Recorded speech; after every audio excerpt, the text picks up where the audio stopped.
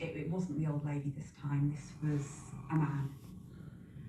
And he said very, very clearly, you think this is it, but it's not. Whoa. My room was next to Deborah's. I desperately wanted to run into her room, but I couldn't move. You think this is it, but it's not.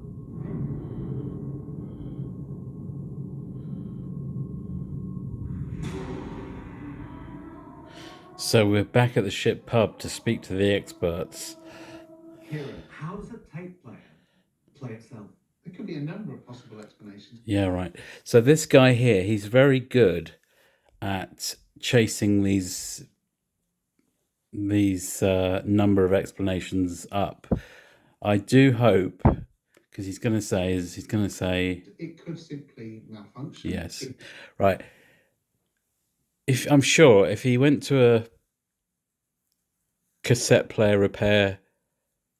retired cassette player repairman who'd worked in the business for 50 years or whatever, and asked him what are the typical ways that cassette players go wrong, I think you'll find that fixing cassette players that turn themselves on was not typically in his, on his duty sheet for the day.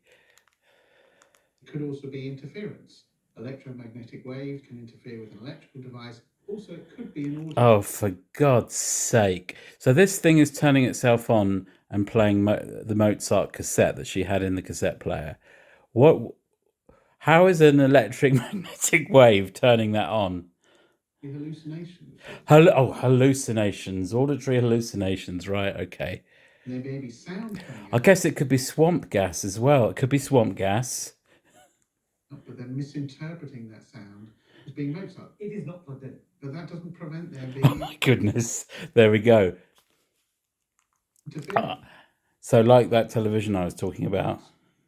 This is beginning to sound to me, oh gosh, this is a bit like poltergeist activity. Now, poltergeists these days, they tend to get categorized as anything that moves objects. But that's not necessarily the case. I think it's there's like 2 or 3 different definitions flying around. It started off from the German poltergeist, noisy ghost. It was simple. It was anything that made a lot of noise, moving stuff around. But then you also have the connection to pubescent teenagers and the idea that it utilizes their energy. But it also happens in cases like this. Now, I have still not heard the full story, but this to me is developing along the lines of a family still living in that house from Victorian times who do not want those students there. They think it's still their house. That often happens. I'm thinking of a case of a haunted council house which was built on the site of a farm, and the farmer still thought that it was his farm.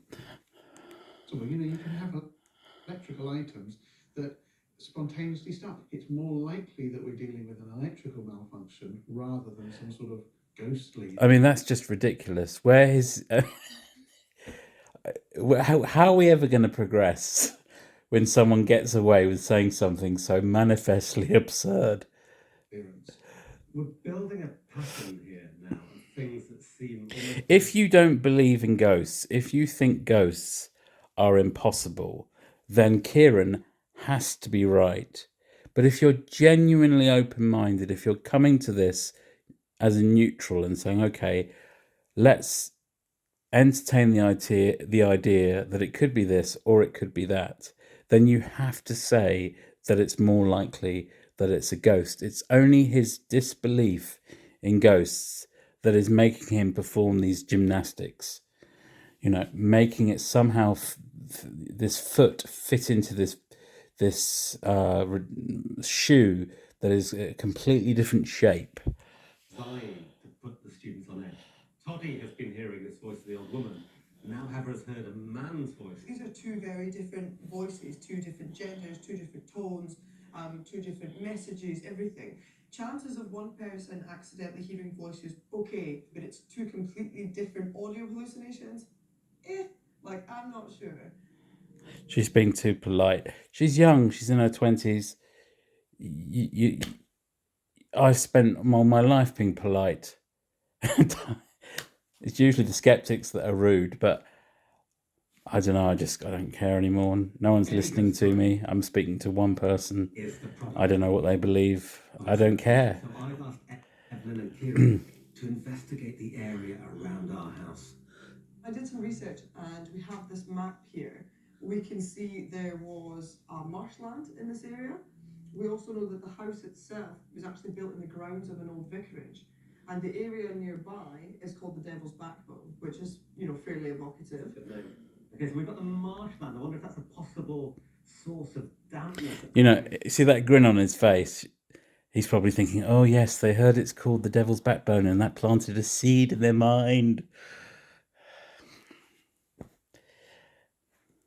What modern skepticism is, essentially, is clutching at straws. And what people don't believe in the afterlife because they fear death. They fear that really is the end, and that the afterlife is simply wishful thinking. And in that sense, there is something quite noble about, you could say, to a certain degree, about thinking that when you die, you die. However, the evidence just doesn't support it if you really want to know the truth. And it's not necessarily good news. I mean, there's a huge responsibility that comes with being a soul. It's not all good news. And in a sense, if you were just living this one life and you could do whatever you wanted, not that I'm religious, I must emphasize that. But yes, okay, I'll shut up.